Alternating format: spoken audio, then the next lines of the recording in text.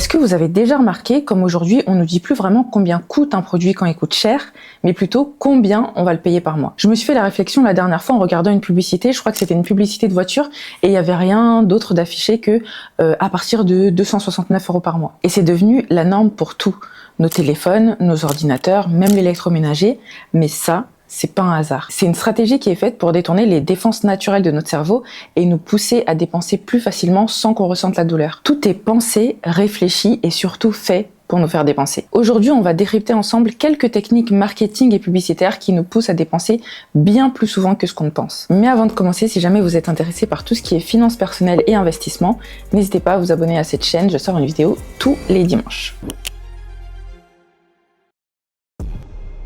Depuis hier, dans les magasins Intermarché, le pot de 950 grammes de Nutella est vendu 1,41 € au lieu de 4,50 €. Une réduction de 70% qui n'a pas échappé aux consommateurs. Résultat, les fans de pâte à tartiner se sont rués dans les magasins. En vérité, vous savez que beaucoup de nos achats ne sont pas rationnels, ils sont plutôt émotionnels et impulsifs. Et donc pour déclencher ce type d'achat, les marques vont utiliser énormément de leviers psychologiques.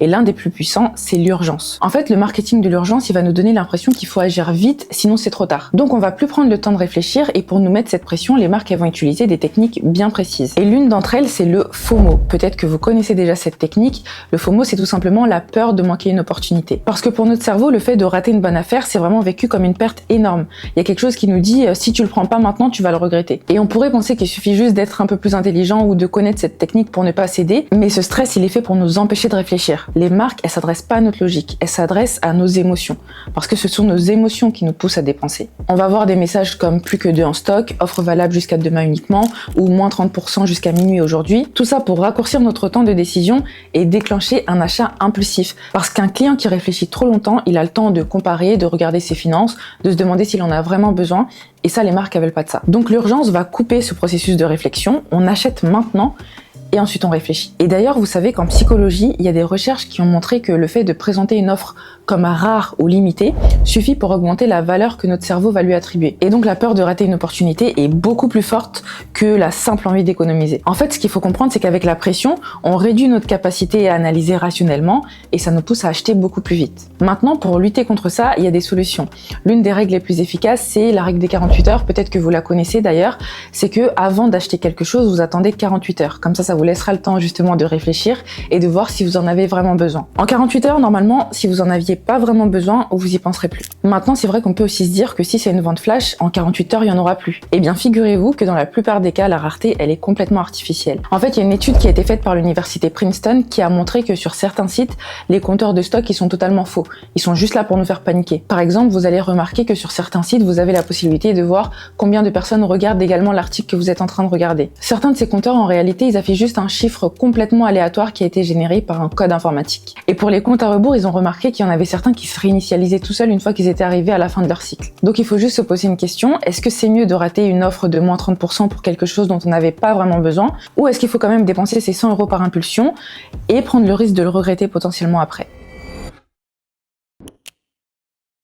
Vous recherchez du bien-être et vous le voulez tout de suite? Rien de plus simple. Chez Body Minute, nous proposons le massage anti-stress à 19,90 €, le soin facialiste Swiss Biotech à 14,90 € et pour une peau toujours plus douce, l'épilation définitive à partir de 45 € la séance. À bientôt! Alors une autre technique redoutable, c'est le choix des mots. Ici, on ne nous parle plus d'acheter, mais plutôt d'investir dans sa routine bien-être, de se faire plaisir ou de s'offrir une récompense. Et pour nous, il faut savoir que ça va vraiment avoir un impact. En fait, on appelle ça l'effet de compensation morale. Notre cerveau, ce qu'il va faire, c'est qu'il va tout simplement chercher une justification pour pouvoir dépenser de l'argent. Et pour les marques, c'est très simple d'utiliser les mots pour nous aider dans cette démarche de déculpabilisation en requalifiant notre dépense. On n'est pas en train de gaspiller de l'argent, non.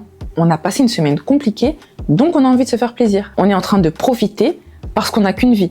C'est de ça qu'il s'agit. Aujourd'hui, elles ont absolument tous les outils pour aller encore plus loin et maintenant, elles se contentent plus que de choisir les bons mots. Elles ont toute une histoire à laquelle on a envie d'appartenir et vous l'avez peut-être deviné, c'est ce qu'on appelle le storytelling. Évidemment, pour vendre un produit, il ne faut pas juste parler du produit, mais de ce qu'il va nous faire ressentir ou de ce qu'il nous promet. Quand on va aller chez Nike, on va pas nous vendre des chaussures, on va nous vendre le dépassement de soi et la motivation. Apple, ils vont pas nous vendre des téléphones, ils vont nous vendre un style de vie, un statut social, l'innovation peut-être aussi, quoique ces dernières années, voilà. Et chez Amazon, on va pas nous vendre des produits, on va nous vendre la promesse d'avoir tout de suite, sans effort, depuis notre canapé. En fait, tout est présenté comme une décision légitime parce qu'on ne nous vend plus les produits, on nous vend les émotions qui sont associées à ces produits pour nous faire croire qu'on en a vraiment besoin. Mais il n'y a rien de rationnel dans tout ça. Et c'est ça la force du marketing. Ils vont pas changer le produit, ils vont changer notre perception du produit.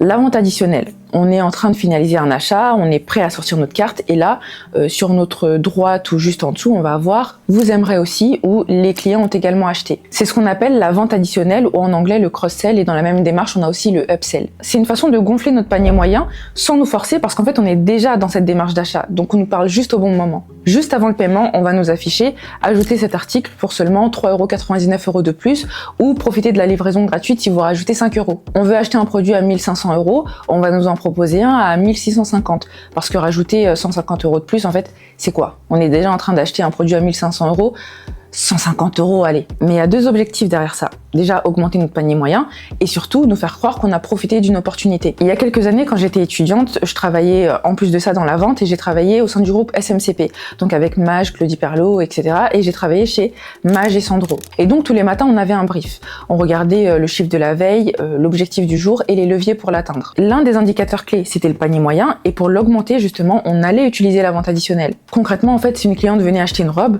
nous, on allait compléter sa tenue avec un sac, un bijou ou même une ceinture.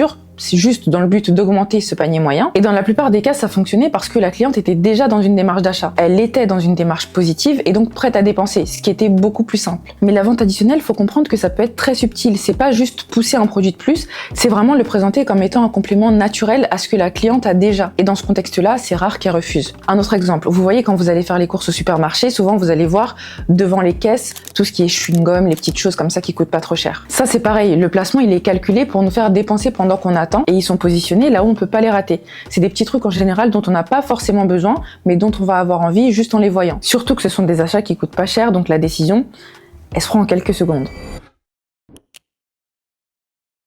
Alors ici, en fait, ce qui va se passer, c'est qu'on va avoir des marques qui vont nous proposer des offres spéciales ou des réductions sous conditions pour nous pousser à consommer davantage. On va voir par exemple une offre avec 10 € offerts dès 50 € d'achat. À première vue, on va avoir l'impression d'avoir fait une bonne affaire, mais évidemment, cette stratégie, elle est bien pensée par les enseignes pour booster leurs ventes et augmenter leur panier moyen. Comment ça fonctionne? Dans la majorité des cas, on n'était pas forcément parti pour dépenser 50 €, on voulait peut-être dépenser 30 ou 40 € grand max, mais le simple fait de devoir atteindre un montant pour ne pas perdre l'offre va nous pousser à consommer plus. On voit même plus la somme qu'on a mis, on voit juste l'offre qu'on aurait pu perdre si on n'avait pas rajouté des produits. Et je sais très bien que pour beaucoup de personnes, le simple fait de profiter d'un bon plan suffit pour justifier la dépense. Donc on va se mettre à ajouter plein de produits supplémentaires, souvent qui nous servent pas à grand chose, mais on va quand même se rassurer en se disant que ça peut toujours servir, juste pour pas rater l'offre. Pour l'enseigne, ça leur coûte quasiment rien de nous offrir 10 €, mais elles y gagnent beaucoup plus en retour. Et finalement, c'est de l'argent en plus qu'on a dépensé juste pour profiter d'une offre à 10 €. On l'a vu en introduction, un prix mensuel paraît toujours plus accessible. Si on nous dit qu'une voiture coûte 39 000 €, c'est dur à digérer. Mais par contre, si on nous dit à partir de 299 € par mois, là c'est quand même plus simple à accepter. 299 € finalement c'est une somme qu'on a l'habitude de voir, donc on la conçoit assez facilement. Par contre 39 000 €, là c'est une autre histoire parce que c'est plus une somme qui va nous rappeler un prêt ou un engagement à long terme. Et donc pour ne pas qu'on se mette la dépense en perspective, les marques elles vont utiliser d'autres façons de nous dire le prix. En nous donnant uniquement la somme par mois, on va détourner notre attention du coût réel. Et il faut savoir qu'on a beaucoup plus de mal à évaluer la valeur réelle d'une somme quand elle est fragmentée. Et puis quand on nous affiche le prix en gros comme ça par mois, ça va créer ce qu'on appelle l'ancrage. Notre cerveau il va d'abord enregistrer ce prix-là. Et donc la somme totale, on la verra un peu comme une information secondaire. Finalement, si on peut payer la somme par mois, on n'a pas besoin de savoir combien ça nous coûte au total. On se concentre sur le court terme et on pense que c'est mieux comme ça. Donc c'est vrai que les paiements en plusieurs fois peuvent nous permettre d'échelonner des achats, mais ça peut nous faire perdre aussi la notion, la valeur réelle des choses. Et en plus, on va bloquer une somme qu'on pourra pas utiliser et qui va partir chaque mois. Bon, je vais m'arrêter là. Évidemment, il y a encore plein d'autres techniques, mais le but ici, c'est pas de vous dire de ne plus dépenser, de rester chez vous et de plus rien consommer. En fait, vous voyez, c'est surtout pour qu'on soit un peu plus conscient des systèmes qui sont mis en place pour nous faire dépenser. Je pense que ça nous permettra d'avoir un meilleur jugement quand on sera face à certains achats, parce qu'aujourd'hui, on va nous vendre des expériences, des émotions, des facilités, et donc tout devient plus facile quand il s'agit de dépenser. D'ailleurs, maintenant, on n'a plus qu'à faire un double clic quand on veut acheter sur nos téléphones et que notre carte est enregistrée. C'est pour vous dire à quel point on nous a enlevé toute la friction. N'hésitez pas à me dire en commentaire si vous connaissiez toutes ces techniques, mais en tout cas, en comprenant ces mécanismes, on peut beaucoup mieux contrôler nos dépenses, nos réflexes et surtout notre rapport à l'argent, et ça nous fera faire des économies.